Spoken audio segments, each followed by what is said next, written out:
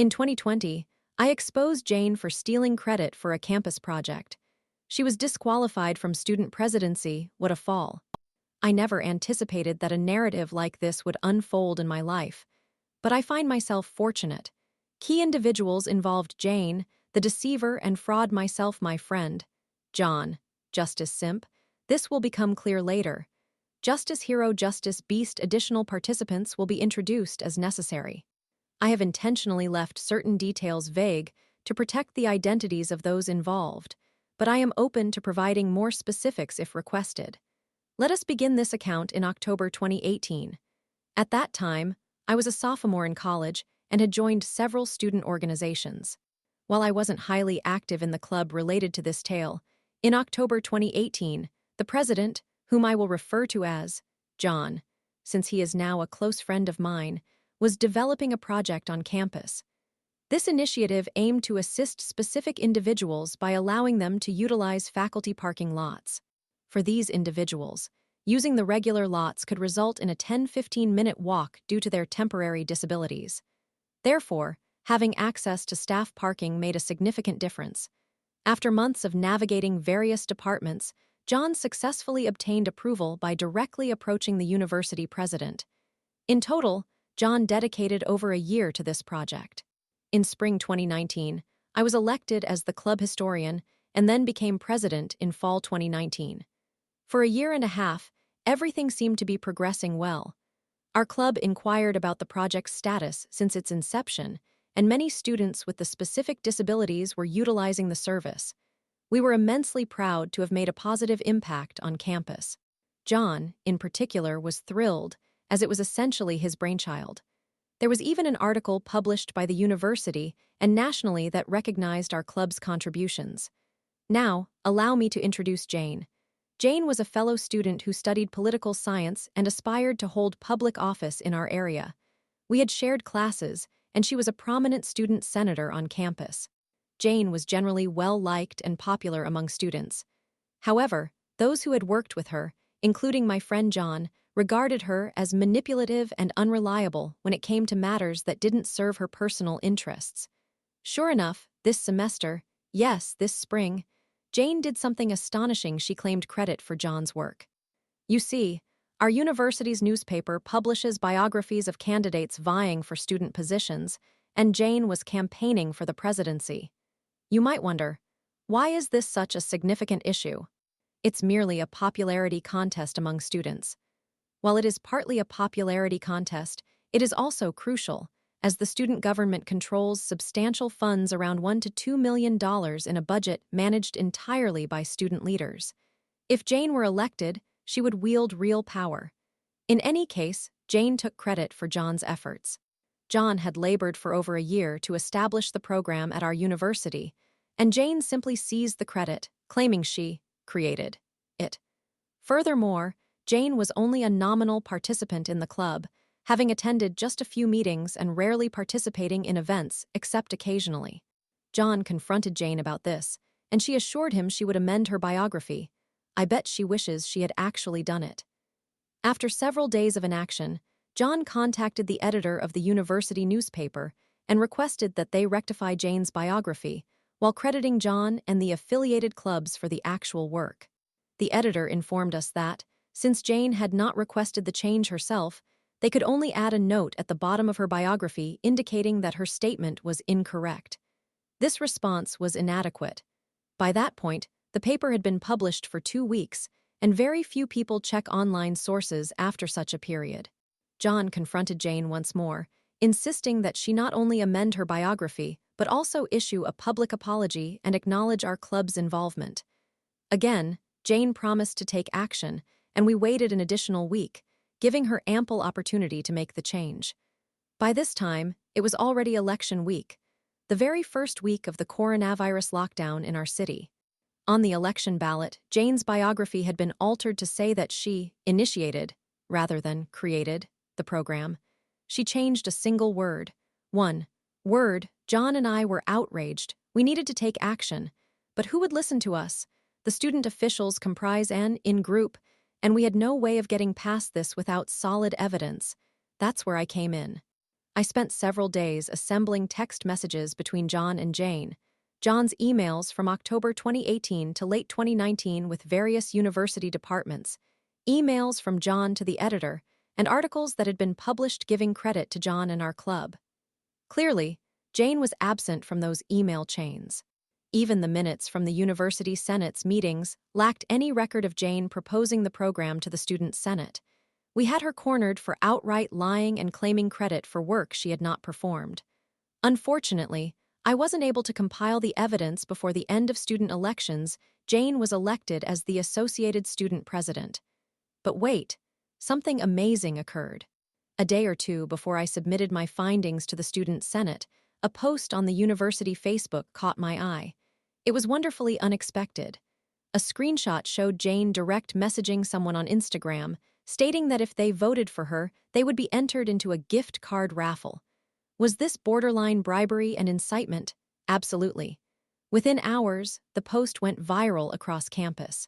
A multitude of students demanded explanations, with no official responses from the Student Senate, campus administration, or external student affairs. The silence only served to provoke the student body further. To add fuel to the fire, a certain student senator defended Jane, asserting, "It was approved, get over it." Little did we know, this individual would prove very significant later on. After approximately 2 days of inaction, I finally gathered everything I needed. All the emails, text messages, screenshots of biographies, Jane's commitments to amend her information, and Jane's messages to supporters offering bribes. My case file was complete. I even obtained an official statement from John on the matter, which had been endorsed by the national headquarters of our club. I privately messaged the Associated Students' Office on Facebook and emailed their office manager, along with a few student senators, all my findings. I also copied the chair of student affairs to ensure they read my email, since when you CC upper management, they tend to disapprove of negative feedback regarding them. A few days later, I received a response. All my findings had been forwarded to the student court, which serves as the judicial committee of the Student Senate. I had no idea we had one, but evidently it held significant authority. Enough complaints had been directed to the office that formal cases were being pursued against Jane too, from her election rivals and one from myself. Within the week, I was invited to present my case against Jane. Trial day. The procedures of the student court are relatively relaxed. If you are familiar with mock trials, it resembled that, but with fewer formal regulations regarding what could be presented. Additionally, due to the pandemic, we were required to conduct the court session via Zoom. The setup was an entire saga involving inappropriate imagery from an internet troll. In an unusual twist, Jane refused to attend the online meeting but chose to submit rebuttals through email. Before I took the stand, one of Jane's opponents presented their case. To simplify matters, I will briefly summarize the arguments made against Jane by her challengers. Essentially, they contended that Jane's actions were unethical. Although no specific campus policy explicitly prohibited bribery, they still argued that her conduct was improper and that the court should recommend the Senate amend the policies and take disciplinary action against Jane. Introducing Justice Simp.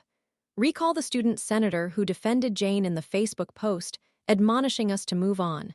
Guess who sat as one of the justices on the student court? That's correct, Justice Simp. Conflict of interest. Absolutely. For nearly 15 minutes, Simp debated whether to recuse himself from the proceedings.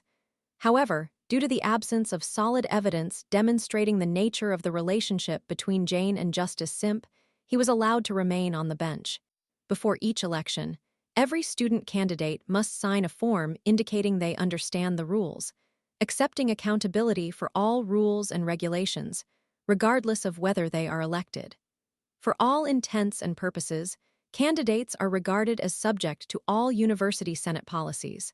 This is significant because Simp attempted to argue a technicality that the Student Senate rules only pertain to active student senators, members, and faculty.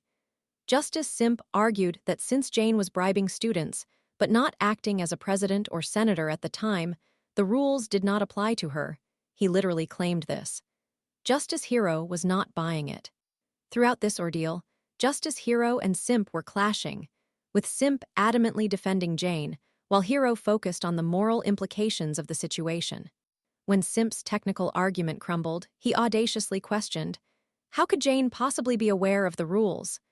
Then Justice Beast, another member of the court, intervened decisively, quoting verbatim the statement on the form that Jane signed at the start of her campaign, which stated she would adhere to all university rules and regulations. Goodbye, vague loophole. You're now sealed shut. When the court was polled on whether or not Jane was guilty of bribing fellow students, the final tally was 4-1, with Justice Simp being the lone dissenter who refused to acknowledge the facts. My case was somewhat distinct. While the other cases revolved around Jane bribing students to secure votes, mine focused on Jane violating policies concerning honesty and integrity.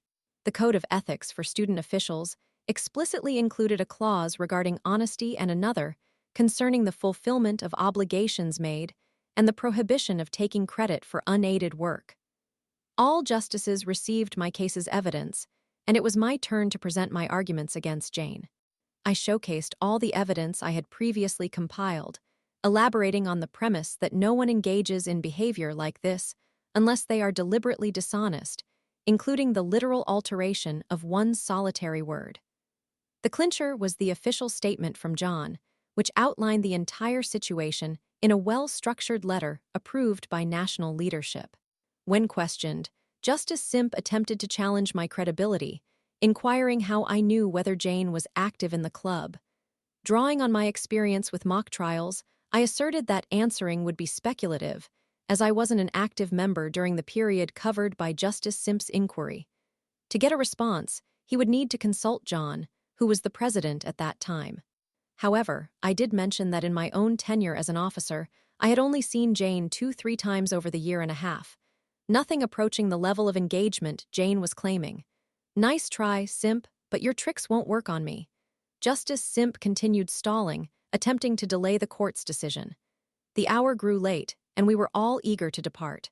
I became almost certain that Jane was watching from a friend's device while messaging Justice Simp simultaneously. As the deliberation continued, Jane sent an email to the justices presenting her response, claiming that the rules did not apply to her since she was not acting in the position of a student official. Justice Simp read Jane's message aloud and continued his defense of her. Justice Beast and Justice Hero grew weary of Simp's antics and called for a vote on the case. My case, being thoroughly documented and firmly grounded in university policies, held up remarkably well. Particularly when Hero and Beast emphasized the ethical code regarding credit for one's own work, Simp quickly fell silent.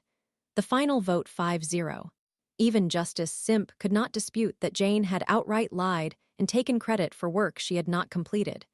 To celebrate that weekend, I indulged in some beer and treated myself, all while adhering to social distancing. We are currently awaiting official disciplinary actions against Jane, with discussions of her removal from office and Justice Simp facing investigation for his conflict of interest. I have never felt more fulfilled in dismantling Jane's political career on campus, and it is likely to have damaging consequences for her future in politics. I intend to email the evidence to politicians with whom Jane has been associated. Summary: a dishonest political student claims credit for a program my friend developed. I ultimately expose her actions, leading to her public disgrace and tarnished reputation. Update today: the student court announced its official verdict.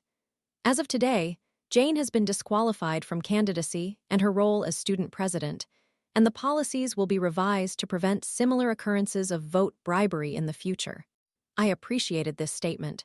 Through evidence submitted by Augustinus 33, there was no documentation that indicated Jane had any involvement in organizing the parking program. The student court is even amending guidelines to permit other justices to dismiss a justice if they believe a conflict of interest exists. Trust in Justice Simp has dwindled dramatically. In an unexpected way, the pandemic has rendered this the most rewarding experience of my life. Story 2.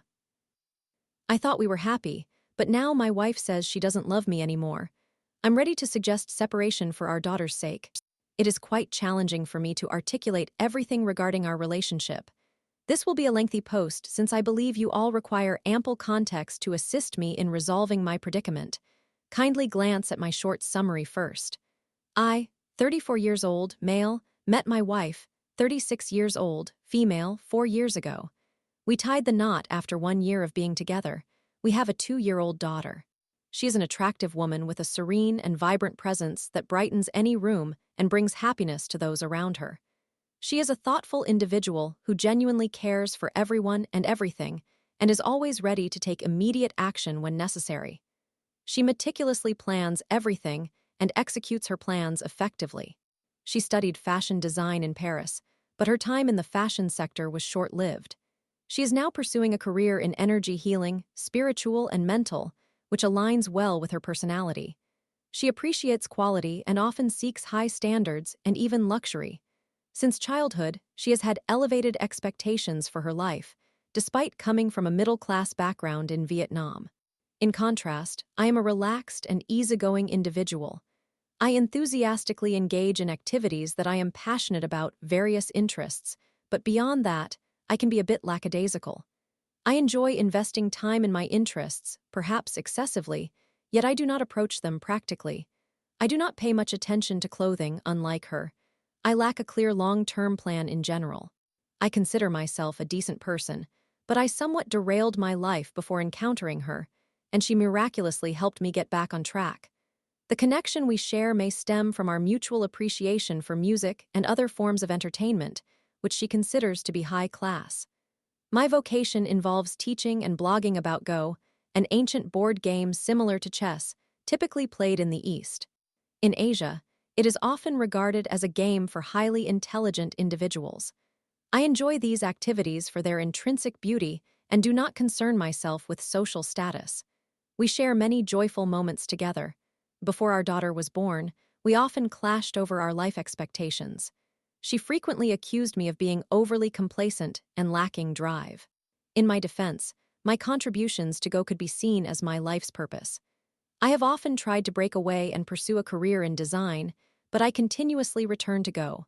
Moreover, I do have aspirations to expand my business, so I am not entirely devoid of ambition. I consider myself fortunate to earn a living through my passion. While my earnings are modest, they exceed the average income in my city, Ho Chi Minh City, and I occasionally receive prize winnings from Go tournaments. She is also fortunate to enjoy her work, which allows her to earn at least double what I do. Furthermore, we do not work all day, giving us ample time to relax. Thus, before our daughter arrived, our disagreements were manageable as we faced no significant pressures or responsibilities. In fact, we enjoyed many wonderful moments during that time. Now that she earns at least twice my income, she tends to spend more. After our marriage, we began maintaining separate financial accounts and aimed to share essential expenses equally: rent for our apartment, which is not particularly affordable, food, dining expenses, often exceeding what we should spend, care for our cats, healthcare, etc. Even though her contributions are somewhat higher, 55-45, I find myself living paycheck to maintain her standards. She consistently has savings and can afford to purchase moderately expensive items from time to time. I have received advice in another post suggesting we share our expenditures fairly rather than equally. I will be sure to discuss this with her. After our daughter's birth, everything became much more challenging. We alternate between working and caring for the baby and managing household chores almost equally. We have very few people to assist us, aside from a 3-month period when we employed a babysitter. Interestingly, I sometimes spend more time with our daughter than she does, as her client load can be heavier. My plans to expand my Go business have been on hold for nearly 2 years. I continue to teach and generate enough income to contribute to our family. As the pressures have increased drastically, she has resurrected previous arguments regarding income and lifestyle standards. It is beyond my capabilities to alter this situation since I devote considerable time to taking care of our family. I have curtailed all my leisure activities, including playing ping pong and meeting friends for coffee. All these disputes consume a significant amount of time and energy without yielding any results since I genuinely cannot change my circumstances at this moment. She often remarks, "I'm not saying anything now, but I wish you had performed better in the past." Because I do not earn as much as she does, She attributes this to my perceived disorganization, lack of discipline, ambition, and determination for serious work. In reality, I have meticulously documented all of my working hours over the past 2 years in a well-organized and categorized database on Notion. Ironically, a significant portion of the time recorded in that database is spent arguing. She has a strong affinity for cleanliness, not to the extent of perfectionism, but well above anyone else I have encountered. I recognize this and strive to assist her in maintaining a clean apartment. We never allow dishes to pile up in the sink and vacuum multiple times each day. Visitors frequently express amazement upon entering our home. Beyond routine chores, I take on all the dirty responsibilities, cleaning filters and fans of household appliances, managing storage, cleaning the cat litter box, etc., and handle all the manly tasks. I enjoy making our home as comfortable as possible, often purchasing useful items, shelves, hooks, lights, etc., and experimenting with their arrangement. However, due to my tendency to be forgetful and a bit impulsive, there are times when I leave small tasks incomplete. Many of these lapses occur while I am chasing and interacting with our incredibly active daughter. I am continuously working on improving in this area. For example, I use applications for reminders and read books on mindfulness. She perceives me as a disaster and feels exhausted when she discovers a towel left hanging in an otherwise tidy room or a pot that has not been washed in a clean kitchen, despite her acknowledgement that I have made significant improvements. She appreciates being cherished and enjoys embracing her role as the woman of the household. She genuinely deserves this. According to the 5 love languages, I am doing well in expressing my affection for her. I never forget to tell her I love her every other day. I dedicate substantial time to her, actively listening to her, driving her anywhere she needs, assisting her with website creation and various graphic design elements for her business. I express affection through touch and hugs whenever I can, which I find wonderful. Casually offer her massages and gladly dry her hair after showers. I provide her with thoughtful birthday gifts, purchase flowers, snacks, and small presents now and then. I genuinely care for her well-being and pay attention to her diet, ensuring she eats well. I take care of her during illnesses.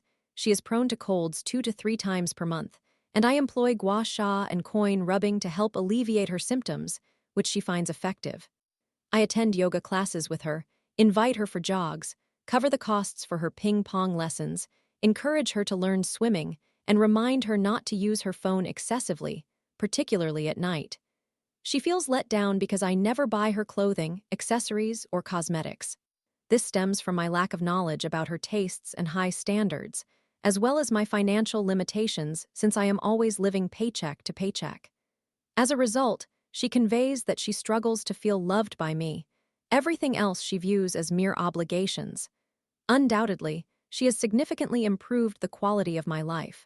She has shown me love and care in her way, which differs from mine, as she is not someone who expresses affection through touch or verbal affirmations. She is always willing to listen to my concerns and provide sage advice.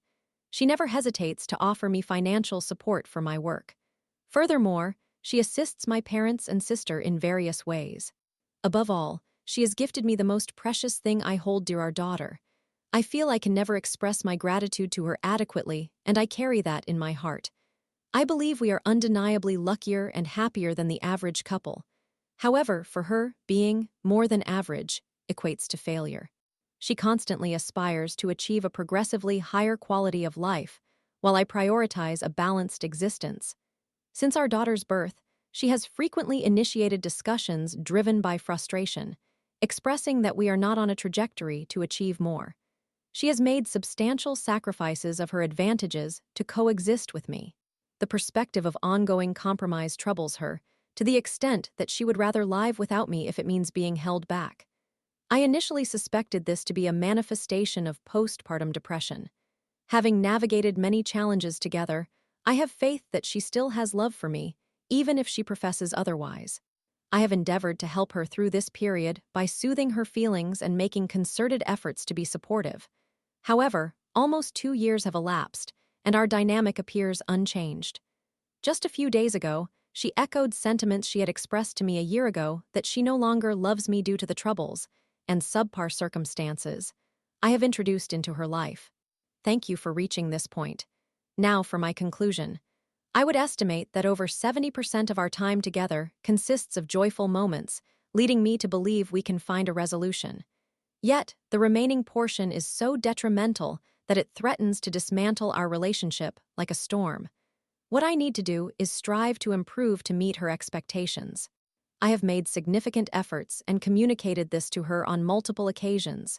Each time she responds with, "Do you really think that is sufficient effort?" To my dismay, I am unsure if I can contribute anything more. Recently, I provided her with a questionnaire for reflection on our relationship. It included what has she provided for me. A summary of 7 elements, highlighting the untold support she has given, as previously mentioned. What does she appreciate about me? 1. Purchasing minor household items. 2. Engaging with our daughter and pets. 3. Making efforts to handle household chores, attempting to fulfill her requests, albeit inconsistently. My strengths. Acts of kindness and my capability to interact well with children and animals. My weaknesses. A vast, extensive list. In her eyes, I represent the worst kind of person one could encounter with respect to aspiring for a better existence. How can we sustain this relationship?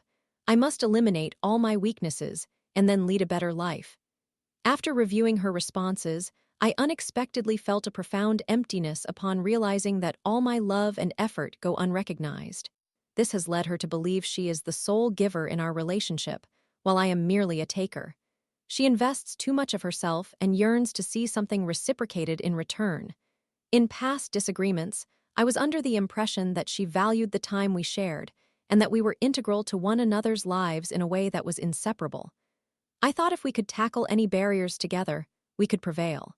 Now, I feel an overwhelming sense of freedom, as though this realization could be the signal for me to let go of this relationship and cease wasting my time.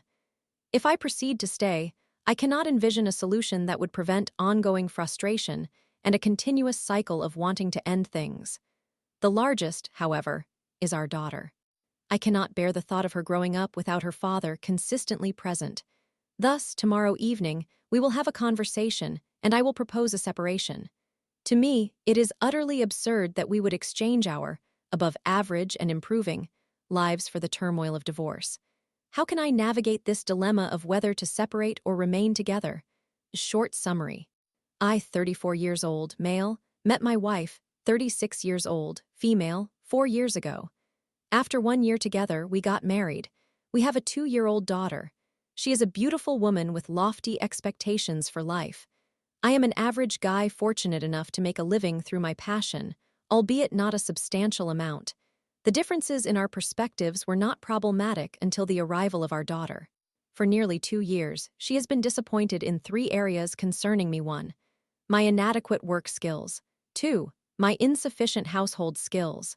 3. My lack of love and attentiveness toward her. While she is correct in several of her points, I acknowledge her criticisms and have endeavored to make changes. Some issues she raises do not hold validity for me, as previously explained. We experience ongoing frustration because she feels obliged to sacrifice her entire life for what she considers an above-average existence, even though I truly believe I have been trying my utmost to meet her expectations. I have come to realize that she no longer loves me, as she does not appreciate my efforts sufficiently to compensate for her sacrifices and compromises. I am contemplating a separation.